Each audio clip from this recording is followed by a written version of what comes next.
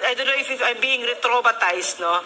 But hindi nawawala. And I think that na even other Filipinos, no, yung sa collective consciousness natin, yung sugat na ginawa ng Ferdinand Marcos Sr., where he perpetuated himself in power. And I cannot help but think that this People's Initiative is another way for Bongbong Marcos, another Marcos, to perpetuate himself in power. What do you think? Ang diferensya nung matandang Marcos, si Ferdinand Edralin, constitutional dictatorship. Ginamit niya yung batas na pang-cover to legitimize his actuations. Diba? Nagkaroon tayo ng 1973 Constitutional Convention. Oo, hindi natapos yun. Pero nagkaroon ng, I think, botohan. At lumabas na nanalo yung, pero hindi lang pinagpatuloy dahil nasarahan ang Kongreso.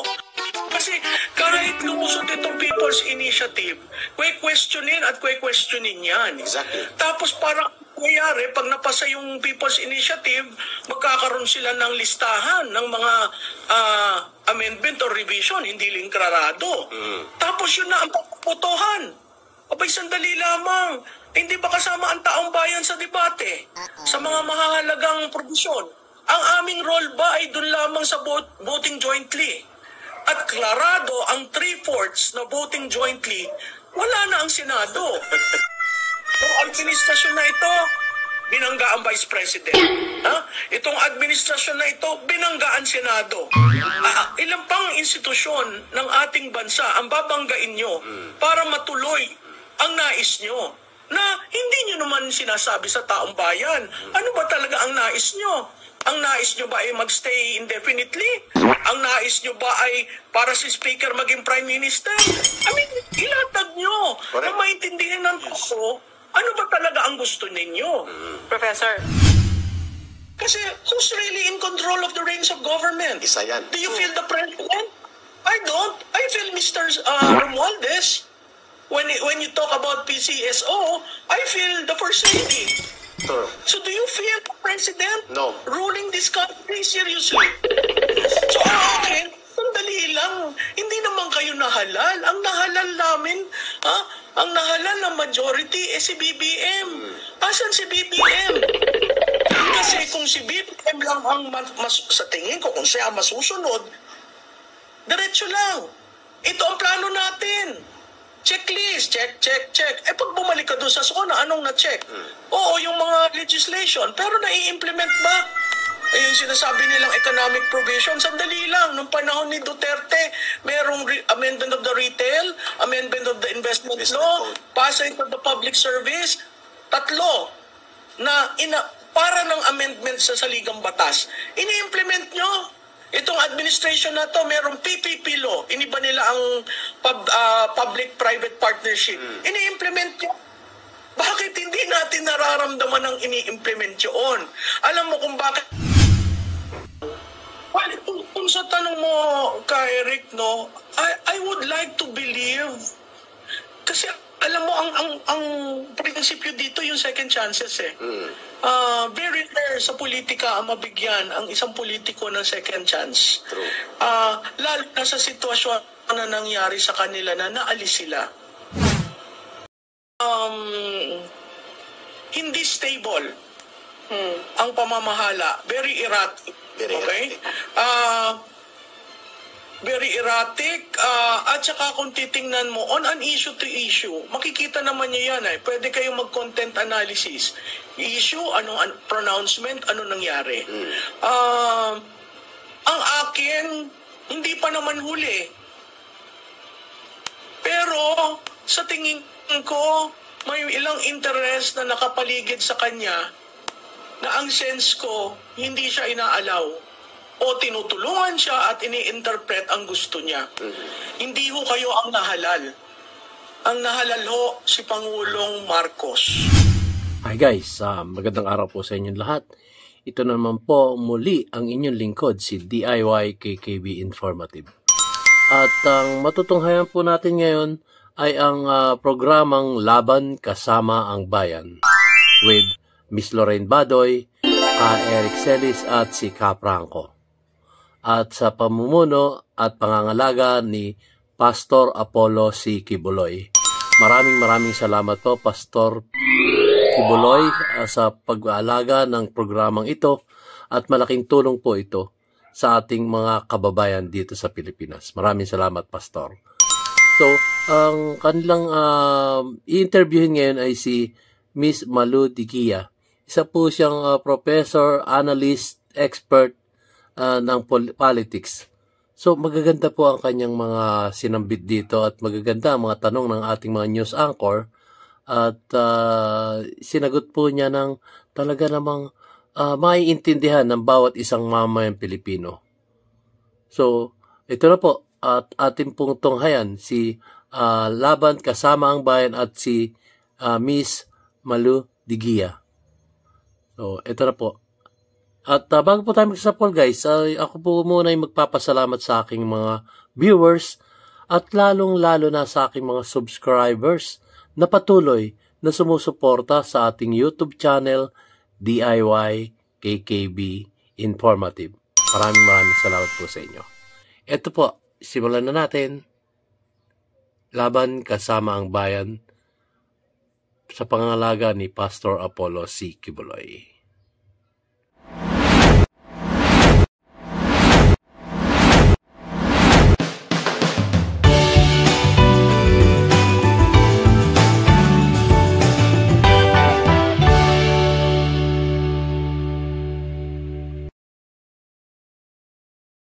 Professor Malu Digia, ang political strategies. Magandang umaga po, Prof. Morning, Prof. Franco Baranda, Ma'am Lorraine, and Ka Eric nandito po. Magandang umaga sa inyong lahat. Magandang umaga sa inyong tagapakinig. Magandang umaga kay Pastor Kibuloy at mabuhay kayo SMNI. Patuloy ang role nyo isa sa bagong challenges ng ating kasaysayan. Thank you so much, Professor Malu Digia, ma'am. Maraming salamat sa inyong pagkakataon na inialay sa talakayan na ito sa Laban Kasama ang Bayan. Ma'am, ang una naming tanong, mukhang nag-iiba ang ihip ng hangin kasi yung unang ibinahagi ni Pangulong Bongbong Marcos Jr. as relayed by the Senate President, Senator Mig Zubiri, and sabi niya kasama doon sina Senator Loren Legarda, Senator Angara, and then sa kabila naman si Speaker Martin Romualdez, at saka ganun din si Congressman Sandro Marcos, and then si Special Assistant to the President, Secretary Anton Lagdameo. At sabi doon ni Senate President Zubiri sa kanyang ulat sa mamamayan na hindi gustong ipagpapatuloy ni Pangulong Bongbong Marcos Jr. ang People's Initiative sapagkat ito daw ay divisive at nagbubunga ng mga bangayan sa iba't ibang sektor ng lipunan at mukhang naiintriga pa ang ganitong proseso. But iba po ang ihip ng hangin sa galaw po ngayon nang nagkakaroon seemingly ng very strong opposing position ang Senate at ang lower house sa pagkakataon na itinutulak pa rin ang People's Initiative in spite of that revelation of the so-called dialogue meeting. Ano po ang inyong pagtingin dito bilang isang political analyst ng ating bayan, Ma'am Malu Digia? Ka Eric, una ako'y natutuwa na may nagsasalita na ngayon. Hindi katulad na noong December, towards the end of December, mukhang walang gustong magsabing sila ang author nitong People's Initiative ng PI, no? Pero makikita natin like a thief in the night. Mabilis na gumulong, mabilis na pumirma, may mga nag-submit kaagad sa COMELEC. So, yung sinasabing timeline, nasusundan, no? At may nagsabi na nga na it is a foregone conclusion. Paano magiging foregone conclusion yon? Two chambers tayo. Yung isang chamber na nahalal ng nationwide, no? Ay kailangan magsalita at ako'y natutuwa na si Senator Bato, si Senator Joel Villanueva, that was a very impassioned retort to Senator Bato, nagsalita at natutuwa ako na 24 senators signed. So, hindi lang yung majority, kabuuan ng Senado. So, kung titingnan mo, lahat ang senador may mandatong nasyonal. Ang House of Representatives, katulad ni Speaker, paulit-ulit ako, ang mandato na 180,000 sa isang distrito na. Tama. Kaya lang naging speaker by the power of the plenary. Pero ang responsibilidad niya, hindi sa taong bayan. Ang responsibilidad niya sa mga congressman. Kasi plenaryo eh. Ang responsibilidad niya sa constituent niya, 180. Siguro madali niya makukuha yon. Pero again, tingnan natin yung nangyayari sa media. Una, dininay. Wala silang kinalaman, walang perang lumalabas. Pangalawa, sinabi it's a foregone conclusion. Makikita naman natin na nagsalita siya during the economic briefing na ang sinabi niya, ang susunod ay ang pag-amenda ng Constitution. Pero nagtataka ako, bakit kinukubli? Yan ba ay katduwagan? O talagang huwad ang nangyayari? Kasi kung proud ka, ako ay for the revision of the Constitution. Kaya ako nagulungkot dahil ilang taon na namin tinatrabaho yan sa People's Draft, hindi kami umuusod. Pero nagulat kami, ginamit ang People's Initiative. Ano ba ang People's Initiative? Yan ay galing sa baba. Yan ay taong bayan. Yan ay lakas ng pinanggalingan ng kapangyarihan yung mga politiko, ang tao. So, para mo gamitin yon sa isang tanong na tungkol sa voting jointly, ano bang koneksyon yan sa pagkain, sa kumakalam na sikmura? Tama. Anong koneksyon yan sa pilihin? Anong koneksyon yan sa mataas na singil sa tubig at elektrisidad?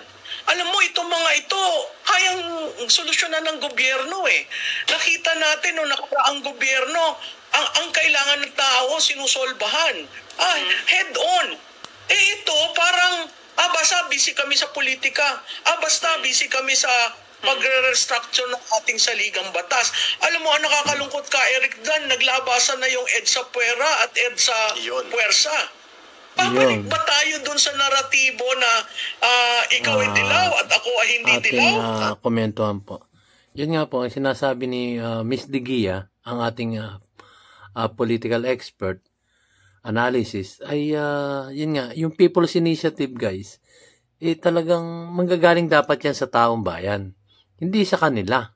Kasi pagka ganun magagaling sa kanila yung People's Initiative, hindi na People's Initiative doon. Yun yung magiging Government Officials Initiative. So, maling-mali po yung ginagawa ngayon ng at ako po yung nagsusuri lamang po.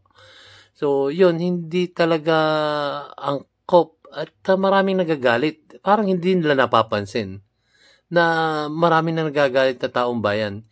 Yung iba siguro, di umano ay mabibigyan ng pera para pumirma, pero labag sa kalooban nila yon.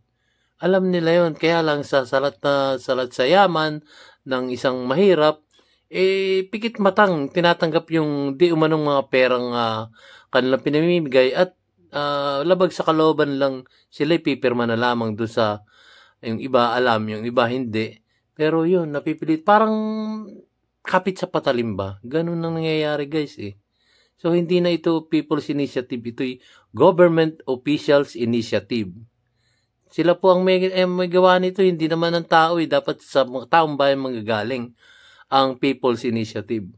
So, ituloy po natin. Mas matalino to. Si Miss Digia to. Political expert analyst to eh. So, ituloy po natin, guys. Napaka-divisive na noong 2022 at akala ko dahil napakalaki ng mandato, gagamitin yon para sa bayan, hindi para sa politiko. Ma-extend ang term, nakakalungkot yung mga scenarios na lumalabas eh. Pero walang nagsasalita sa atin. At ngayong Enero, ako'y natutuwa dahil ang Senado nagpakatotoo sa kanilang mandato. They have to speak up. Kasi alam mo, ang isa pa natin, ito alam nyo, nag-cover kayo ng Kongreso, kayong dalawa nakatulan ng Kongresong maling-mali. Diba? Hindi gumagalaw ang isang panukalang batas kung hindi ini-endorso ng Pangulo. Galing yan. Clear. Saan ba ang ng kapangyarihan ni Speaker Martin Romualdez? Hindi ba sa Pangulo? Attorney Ako, dinadaloy ko yung tanong, Mr. President. ikaw ba ay para dito? Yeah, very Kasi clear. kung hindi siya para dyan, tinigil na eh. Yeah. Eh, hindi tumitigil. Ma'am, Yeah, may tanong muna sa Professor. iyo si Yeah. Ma'am Lorraine. Pasa ko muna sa Professor, kanila. having worked with the Office of the President, no, ito rin yung katulad ng sinasabi mo, pareho tayo ng iniisip. No, at the end of all of this, ang nakikita ko, it's the President. It's really the President behind all of this, no? And hindi niya inaamin, no? Hindi niya inaamin, nagtatago siya, patago-tago, di ba? Aaminin Pero ba yun? let's just even give him the benefit of the doubt. Kunyari hindi niya alam, but I'm sorry, the buck stops with you. Yeah. Diba? You're the President, no? At the end of the day. So, anyway, to continue, my question that I really want for you to comment on, kasi having lived through the martial law times, no, nare-revisit yung mga sugat, no, yung mga sugat na naranasan natin dahil sa pagmamalabis during the martial law times of the first President Marcos. So in my mind right now, it's really the President Bongbong Marcos, who is behind this initiative. I mean, you would be insulting my intelligence if you say that you have nothing to do with it and yet you're not taking a very clear stand and your very own cousin is not obeying you, diba? You're the president. The way I've seen it, the way I've experienced it, when you're the president, you're the president. The only difference is that I can see President Duterte will stay there and sasabihin niya kung anong pinaninindigan niya. So anyway, my question here is that I don't know if I'm being retraumatized, no? But hindi nawawala, and I think that even other Filipinos, no, yung sa collective consciousness natin, yung sugat na ginawa ng Ferdinand Marcos Sr., where he perpetuated himself in power. And I cannot help but think that this People's Initiative is another way for Bongbong Marcos, another Marcos, to perpetuate himself in power. What do you think? Well, alam mo, Lorraine, ang diferensya nung matandang Marcos, si Ferdinand Edralin, constitutional dictatorship. Ginamit niya yung batas na pang-cover to legitimize his actuations. Yeah. Diba? Nagkaroon tayo ng 1973 Constitutional Convention. Oo, hindi natapos yun. Pero nagkaroon ng, I think, botohan. Yeah. At lumabas na nanalo yung, pero hindi lang pinagpatuloy dahil nasarahan ang Kongreso. So yung ginawa ng tatay, lahat legitimize niya to the issuance of Proclamation 1081, etc., etc. Pero yung declare siya ng martial law, ito walang state of martial law eh. Pero ang media, binubusalan. Tama. Ang media, suspended indefinitely. Basta hindi mo kakampi, nakikita natin yan sa social media, hindi mo kakampi, gagawin kanila ng paraan para magag. No, ang kagandahan lamang, may social media tayo, so you can, readily mirror and replicate whatever Komento natin. initiatives you have been. Kasi guys, yung sa panahon ng ating dating Pangulong Macoy, si Marcos Sr., nagkaroon ng martial law. Talagang open na open, talagang martial law. So, yung time na yun, ang gusto nila ay madisiplina ang taong bayan kasi magulo na nga nung time na yun eh. So, nagdeklara ng martial law si Marcos Sr. Pero itong panahon na to, sinasabi nga niya, wala naman tayong martial law, pero parang martial law na. Diba? Nararamdaman naman natin yun eh. Pero yung malapit sa kusina ng gobyerno, hindi nila nararamdaman yun. Tayo lang mga nakakaramdam, yung mga malalayo sa kusina. Hindi po ba? So, yun po. Ibang-iba ngayon. Ibang-iba yung sitwasyon, pero, kumbaga, halos similarity sila. Yun nangyayari ngayon eh. Noon, martial law. Ngayon, hindi martial law, pero, parehas eh. Nagkakapareho na eh. Nabubusalan na eh. Nabubulusalan ng, kumbaga freedom of expression natin, wala na eh. Pawala eh. So, nakakatakot po ngayon. Mas nakakatakot ngayon kaysa nung panahon ng martial law. Kasi nung panahon ng martial law, alam natin na martial law. Pero ngayon, wala namang martial law. Pero, as in, parang meron. Yun po. Walang deklarasyon ng martial law ha. Pero yung naranasan natin, ay, naku po. Ako po yung nagsusuri lamang po dito. At kumbaga, kung ano yung nararamdaman ko, naranasan ko ngayong panahon na to, ganun po ang nangyayari, guys. So, tuloy po natin. Pero ito, hindi mo alam kasi kung sino si Apo, matapang, si Ferdinand Edralin. Matapang. Harap siya, sinasabi niya. At ikaw bilang na-involved sa presidential communication, ang presidential communication, definitive. Pag nagsabi, yun na. Walang if, walang buts, walang however.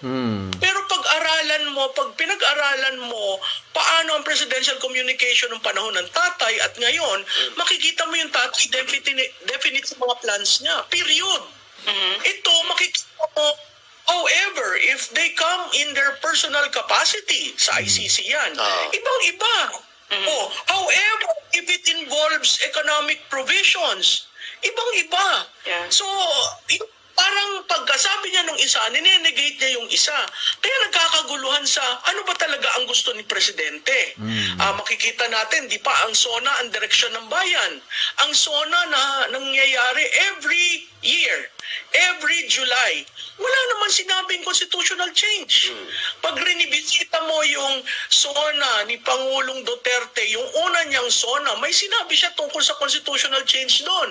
Parliament, federal, pero kailangan matimingan nyo. May direction siya doon.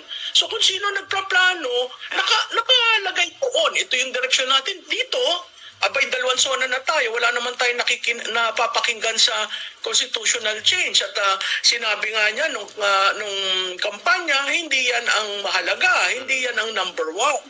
So hindi ko maintindihan between May 2022 and today, what transpired that changed the environment where we evolve and now push for hindi nga maklarado kung amendment or revision. Bakit? Kasi kung babalik tayo dun sa People's Initiative, abay, ang tinanong lamang ang manner of voting. Tama. Yung mahalaga kay Juan de la Cruz, hindi ba yung manner of voting kayong dalawa bicameral? Kung dalawa mag-usap at kung hindi magkasundo, yun nga ang hamon ko since the previous administration, file a case before the Supreme Court and ask for an interpretation of that provision. Yun lang ang paraan. Kasi kahit lumusot itong People's Initiative, questionin yan. Exactly. Tapos parang nangyayari, pag napasa yung People's Initiative, magkakaroon sila ng listahan ng mga amendment or revision, hindi lingkrarado. Tapos yun na ang pagputuhan. Abay, sandali lamang. Hindi ba kasama ang taong bayan sa debate? Sa mga mahahalagang provision? Ang aming role ba ay dun lamang sa voting jointly? At klarado ang 3/4 na voting jointly, wala na ang Senado. So, administrasyon na ito, binangga ang Vice President. Itong administrasyon na ito, binangga ang Senado. Ilang pang institusyon ng ating bansa ang babanggain nyo para matuloy ang nais nyo na hindi nyo naman sinasabi sa taong bayan. Ano ba talaga ang nais nyo? Ang nais nyo ba ay magstay indefinitely? Ang nais nyo ba ay para si Speaker maging Prime Minister? I mean, ilatag nyo na maintindihan ng tao ano ba talaga ang gusto ninyo. Professor, so, do you kind of feel, pag nakikinig kasi ako sa iyo ngayon, no, ang nasa isip ko at nararamdaman ko, parang there's something that's being foisted on the Filipino people, panloloko. Diba? Panloloko at saka yung walang respeto, no, na minamaniobra tayo ng gano'n at mababa ang tingin sa Pilipino. No? So, yung nakikita ko ngayon ay parang gano'n. Yun lang yung nakikita ko. Parang kumbaga parang budol part 2. Parang niloloko tayo dito. Yung waffling na ganyan, like what you said very clearly, no? Does the speaker want to be prime minister? Then say so. Do you want to extend your term past 6 years, then say so and let the Filipino decide. Respect us and say so. Diba? Huwag yung paikot-ikot na ganyan. Yes. Lorraine, alam mo yung dun sa extension of term? Ano ang pagbabasihan ng tao? 18 months? Yeah. Ay ba, ako ang boboto. Ay, hindi ako pabor ng extension of term ni President Marcos Jr. Bakit sa 18 months? Ako pa ay pinakita niya. Di ba? Tama. Nabubuo na nga yung salitang budol eh. Abay, sandali na ako. Panluloko, Yan. Pilipino. Parang binababoy na tayo. Yeah. Hindi naman sa Hindi binababoy. Inaalipos pero pa na. Mr. Marcos, yung mandato ng tao, tandaan mo. Whether di ba may issue na nandaya o ano, pero prinoclaim ka eh. Ng 18 Congress, hindi ng 19 Congress. Di ba? So prinoclaim ka, ang tao natuwa dahil nahalal ka, pero itong 18 months to 19 months, walang dapat ipagmalaki. Dahil nagbago ba ang buhay ng tao? Professor, Parang hindi. Professor. Ma'am, singitan ko lang si Ma'am Okay. Malo. Yan, mainit ang talakayan, Nung bumaba guys. si Pangulong Duterte sa kanyang kapangyarihan bilang presidente, ang ating kalagayan, ang bigas was only 38 pesos, ang pinakamataas, hanggang 40 pesos. Ngayon, 60 pesos in a matter of 18 months. Ang produktong petrolyo ay tuloy-tuloy na sumirit hanggang 12 pesos ang inakyat nito. Ang cost of living ng Pilipinas ay napakataas ng mga food products. At ang lalo pang nagpalala, imbis na asikasuhin ito, ay lumala ang paggamit ng kapangyarihan para busalan, supilin ang mga basic institutions kagaya po ng nangyayari ngayon sa SMNI dahil nagtanong tayo sa transparency of funds and transparency of exercise of power and access to public funds. Ngayon, dutuhan kong tanong ni Ma'am Lorraine sa iyo bago ko ipasa kay Brother Franco.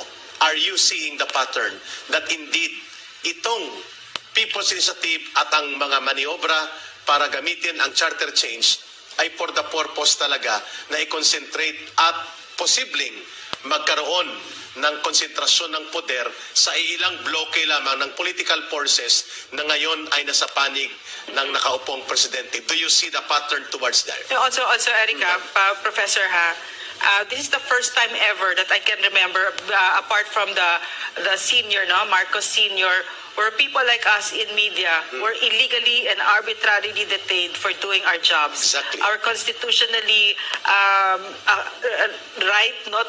our constitutional right to free press and the free expression. We were illegally and arbitrarily detained. No, very chilling yung effect. And now SMNI, like what Eric said, so Indefinitely yeah, suspended. indefinite suspension. In spite na may prangkisa siya. Yeah, yes. Grabe. Okay. Siguro, alam mo ka, Eric, Lorraine, ang kailangan nating itanong sa kanila, ano bang kinagagalit nyo? Anong kinagagalit nyo kay Vice Presidente? Yes. Anong kinagagalit nyo sa SMNI? Ako na Anong sasagot. kinagagalit nyo sa taong bayan Ako na gagamitin sasagot. nyo kami bilang bihikulo Ako ng sasagot. inyo? Kasi nga po, politika yan. Kumbaga, politika, siyempre, alam nilang malakas si BP Sara Duterte. So, ano gagawin nila? Pipilitin nilang mapababa ang pagtitiwala ng taong bayan sa ating Vice Presidente. Para na sa ganon, sila yung bumango at sila yung mamayagpag sa larangan ng politika. Yun po ang sagot doon. Pasensya na po, nasingit lang ako, pero yun nga po talagang totoo niyan. Na talagang, kumbaga, mabango kasi ang ating Vice Presidente. Kasi anak siya ng dating Pangulong Rodrigo Roa Duterte na maganda ang ginawa sa ating bansang Pilipinas. Yun po ang sagot doon. Pero hindi ko alam kung ano po ang sagot nyo. Ituloy po natin ang Laban Kasama ang Bayan sa pamumuno ni Pastor Apollo C. Kibuloy. Thank you, Pastor. Yung personal aggrandizement na tumigil sa posisyon. Alam po nyo, mamahalin kayo ng taong bayan kung kayo ay magtatrabaho. Yes. Kung kayo ay magbabago ang cost of living. Alam mo, Tama. maganda yung punto na sinabi ni Eric eh. Kasi tumataas ang GDP. Oo, tayong mataas sa ASEAN, no? Pero ang cost of living, ang cost of living natin tumataas. Kahit tingnan nyo ang datos ng BSP, ng Bangko Sentral. Tama. Ang Bangko Sentral sinasabi, this is alarming. Kahit tingnan mo ang datos ng hunger, ng poverty, bakit tumataas ang GDP pero hindi nararamdaman? Exactly. Hindi ba yan may problema? So, ang akin, tax collection ngayon, itong buwan na ito, no? So, lahat nagbabayad ng tax. Ang mga negosyante, nagbabayad ng tax. Ang mga Pilipinong kumikita, nagbabayad ng tax. Bakit ganun-ganun na lamang ang paggastos nyo sa pera namin? Kaya nga eh. Ayos. Very, very straightforward. Ang parte ng ating demokrasya, yung taxation without representation, ay may representative. Bakit hindi nyo pinag-uusapan sa mababang kapulungan? Ang daming butas ng GAA ng 2023, ng 2024. Pero ang prioridad sa Ligang Batas, napakahirap niyan. Kahit, alam mo, nagkakasundo nga ang mga survey firms eh. Ang constitutional amendment is not the priority. It's not one of the top 3 issues of this country. Yes. Why can you not listen to all the survey firms? The survey firms are feedback channels Tama. for you to Tama yun. understand. Naiintindihan nyo nga kung lumalamang kayo eh. Sa politika, naiintindihan nyo kung ang approval at trust ratings nyo mababa. Ba't hindi nyo maintindihan ano ang pahayag ng taong bayan para sa inyo? Ako po magkasasagot nun. Ekonomiya. Correct. Ako masasagot Yes. nun. I'll give you, Kasi nga po, hindi nila maintindihan dahil nga politika yung nasa isip nila. Panunungkulan at gustong, ito yung sarili ko pong analysis. Gusto lang manatili sa posisyon sa gobyerno.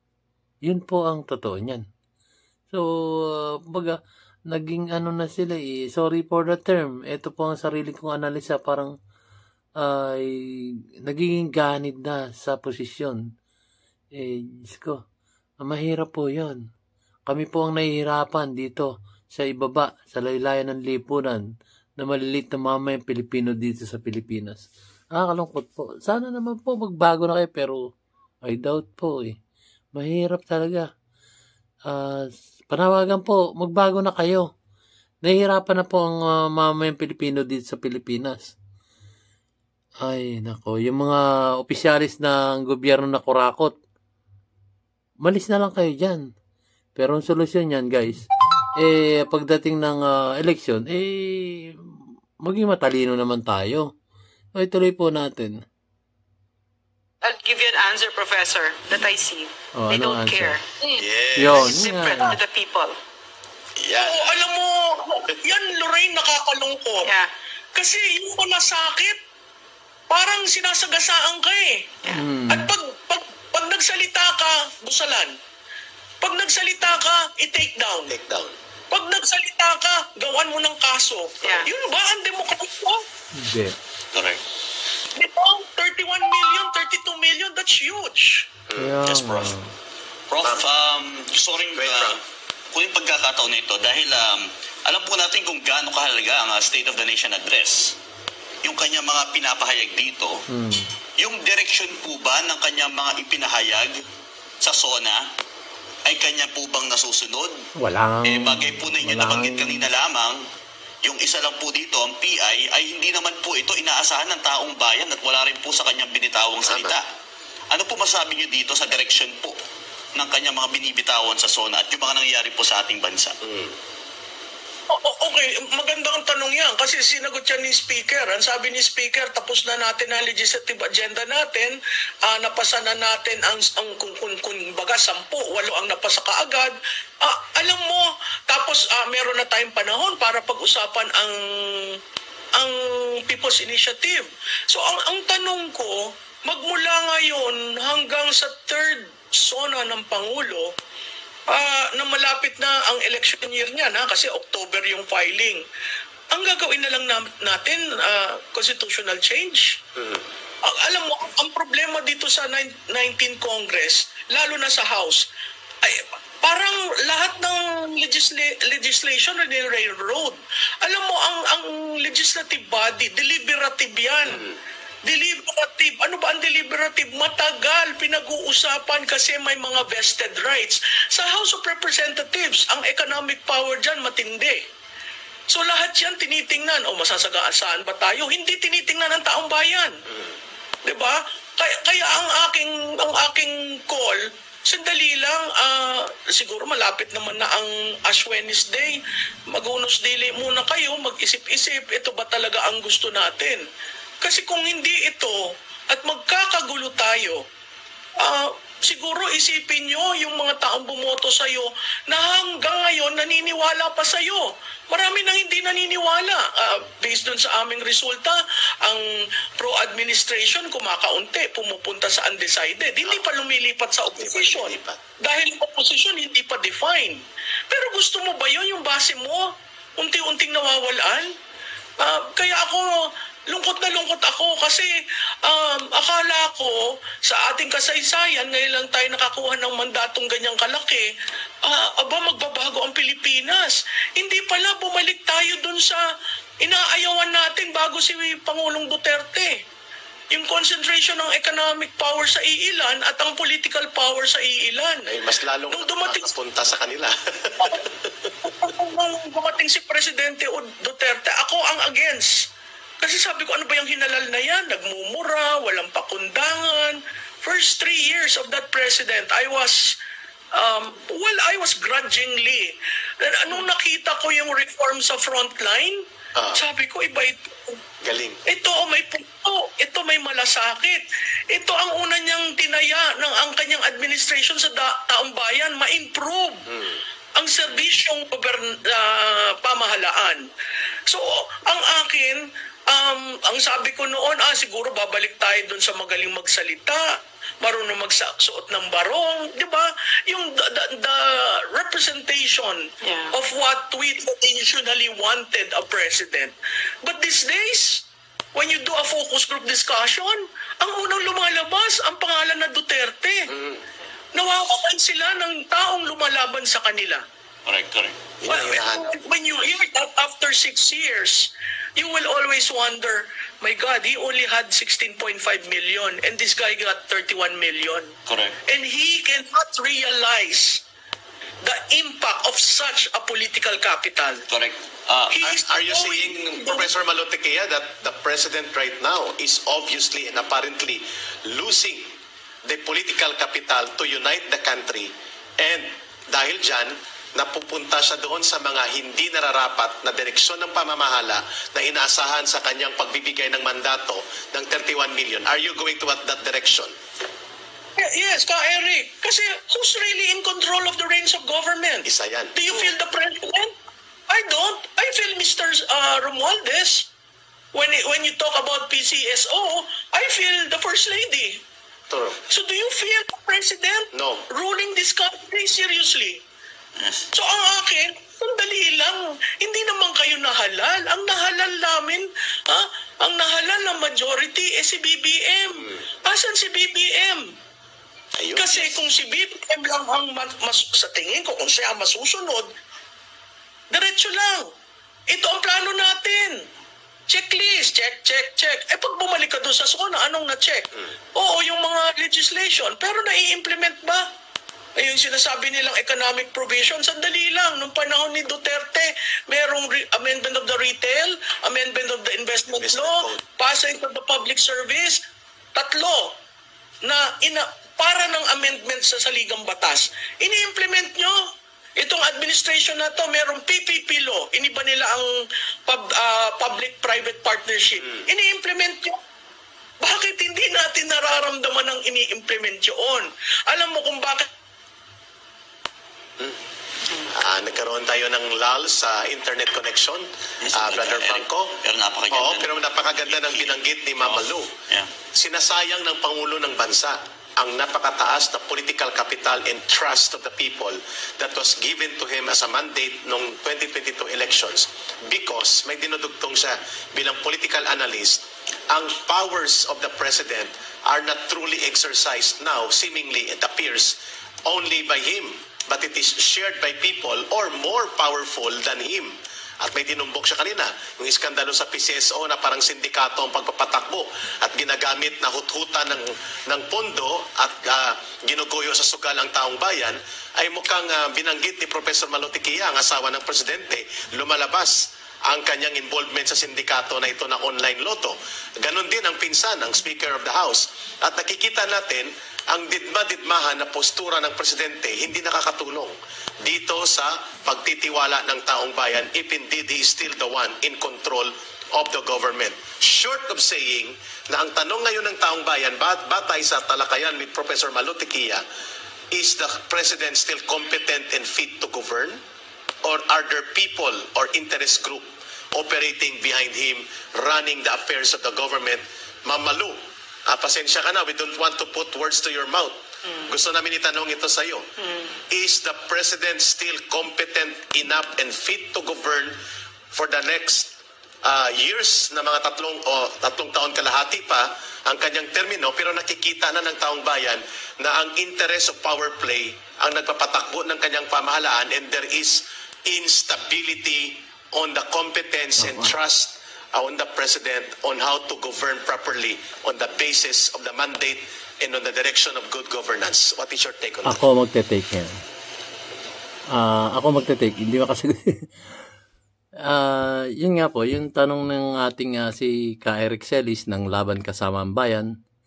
At maraming salamat po, Pastor Apollo Sikibuloy, sa pag-aalaga nyo sa 4 na news anchor na to dito sa Laban Kasama ang Bayan. Maraming salamat po, Pastor Apollo Sikibuloy. At sasagutin ko naman, ako naman sasagot muna. Sa aking sariling pananaw, pagbigyan pa natin ng konting panahon ang ating presidente na magbago. May time pa naman But tingnan natin, malay nyo, bigla siya magbago at hanggang sa SONA.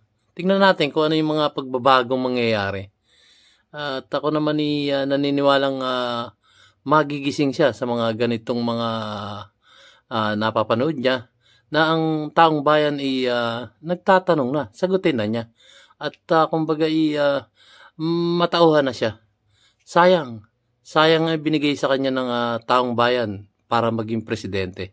Siya naman ay naging presidente dahil nakatandem din niya ang ating butihing Vice Presidente Sara Duterte, at sa kanyang panunungkulan dapat baguhin na niya. May oras pa po. Mr. President, para baguhin nyo, para na sa ganun, mabura lahat ng mga pag-aalinlangan ng taong bayan dito sa ating inang bansang Pilipinas. Yun po, may time pa. Siguro hanggang SONA, makikita natin at saka natin siya husgahan. Sige po, kayo na po, Miss Digia. Wala. Yes. Nag-isip niyo ako? Sige ma'am, go ahead, Go ahead. please. There was a lull. Well, kung sa tanong mo, kay Rick, no, I would like to believe, kasi alam mo, ang prinsipyo dito yung second chances very rare sa politika ang mabigyan ang isang politiko ng second chance. Lalo na sa sitwasyon na nangyari sa kanila na naalis sila. Hello? Yeah, go ahead, yes, ma'am. I'm here. Narinig po We're kayo listening. namin, ma'am. At Yeah. ng ating mga manonood. Yeah. So sa akin, Okay. hindi stable Ay, ang nalobat ako, pamamahala. guys. Very erratic. Very Okay? erratic. Very erratic. At saka kung titingnan mo, on an issue to issue, makikita naman niya yan. Pwede kayong mag-content analysis. Issue, anong pronouncement, ano nangyari. Ang akin, hindi pa naman huli. Yun nga. Pero May time pa. sa tingin ko, may ilang interest na nakapaligid sa kanya na ang sense ko, hindi siya inaalaw o tinutulungan siya at ini-interpret ang gusto niya. Hindi ho kayo ang nahalal. Ang nahalal ho si Pangulong Marcos. Kaya nga Hindi ko alam kung anong magiging solusyon ng mga nakapaligid sa kanya. Ang perfect example niyan, yung pronouncement niya nung nanalo yung sa Taiwan. Yeah. Gosh. Iisipin mo, Grabe yun. ulo ba yan? Si Lorraine, alam mo yung sistema ng communications, Yeah, di ba? yeah. Alam mo Very yung shocking. dating na nangyayari. Yeah. Hindi basta-basta ang Pangulo magsasabi. Yeah. Ngayon, twinit, an official pronouncement, Yun nga hindi ko maintindihan, hindi ba dapat ang official pronouncement isasabihin mo muna at ang mga channel sa social media cascading and amplifying? Yes. Di ba? Yun ang Tama. communication. You go to the to the podium and say it. Yes. That is official. And then what is tweeted, what is in the Facebook, those are channels of communication. When your channel of communication becomes the principal mouthpiece, there is definitely something wrong in presidential communication. Klaro. And Professor. Another example, Yes. yung sa January 28, abay, nakakuha ako ng what do you call this, memo from one department saying everyone should be there. Yeah. Meron pang order na kuha ng picture, ipost sa sarili-sarili. Is this governance? Yeah. I mean, I pity the day when governance is all social media. Yes. Oo nga. Ayun po. Sa Facebook. May order doon, you wear white. You wear white, you take picture, you post the picture in the official department Facebook, in your individual Facebook. Seriously. Yeah. And These they're are all forcing propaganda. it. No, they're forcing it. No, it's Yeah, sa Facebook. It's not voluntary. No? Buti na lang wala ako sa Facebook. Ito, Kaya- mandatory. Alam mo, ang napakagaling na propagandist si Sendanya. Pero kung buhay yon siguro, medyo nagkuhan yun, nagreklamo, hoy, hindi ganyan ang paggawa ng, I mean, too much. I mean, either you have greenhorns there who are allowed free reign on how to operate presidential communication, or they don't just care. Katulad na sinabi kanina, go ahead, I'm president. Do what you think is good Yes. for Tama. you. Yeah, or both. No? Or both. no? Tinador na tipo Yeah. ng pamamahal. Guys, hanggang dito na lamang po ang aking mumunting video. Dahil nalobat na ako, pasensya na po, hindi po ako preparado. Pero natunghayan naman natin ang mga sinabi ng ating political expert analyst na si Miss De Guia na ito nga, may pagkakataon pa. Gaya nga din ang sinabi ko, may pagkakataon pa talaga. Bigyan natin ng second chance. Mahirap pagbigyan pero may second chance pa. Antayin natin yung pagkakataong malay nyo magbago hanggang itong kanyang SONA sa State of the Nation address. So, may pagkakataon pa, Mr. President. At sayang naman yung mga nabudol na bumoto at sila nalulumbay dahil nga sa ganitong pangyayari. So, may oras pa po. So, hanggang dito lamang ko po guys ang aking munting video at nalaman naman natin kung ano-ano yung mga analisa ng ating butihing expert analyst na si Miss De Guia. So, maraming salamat po guys at papasalamat po ako sa mga aking mga subscriber at ang aking mga viewers na patuloy na sumusuporta sa inyong lingkod sa DIY KKB Informative. At sinasabi ni DIY KKB Informative, bago na po ito, mayroong simula at may katapusan. Anong po ang inyong naipon o mga posisyon dito sa ibabaw ng lupa ay hindi po natin madadala sa kabilang buhay. Kaya po, sana po magbago na tayo. Sana po ay gumawa na tayo ng kabutihan sa ating kapwa. Lalo-lalo na sa maliliit na mamayang Pilipino dito sa ating bansang Pilipinas. At sa mga kurakot sa gobyerno, tigilan nyo na po yan. Tigilan nyo na po yan dahil hindi po kayo magkatagumpay sa inyong mga balakin dahil nariyan ang ating Panginoon Diyos na nakatunghay sa bawat ikinikilos nyo dito sa ating lipunan. At ulit-ulit po sinasabi, minsan lang po tayong daraan sa mundong ibabaw at hindi na po tayo makakabalik dito sa ating mundong ginagalawan. At sinasabi ko muli, mayroong simula at may katapusan. Maraming salamat po guys. See you on my next vlog.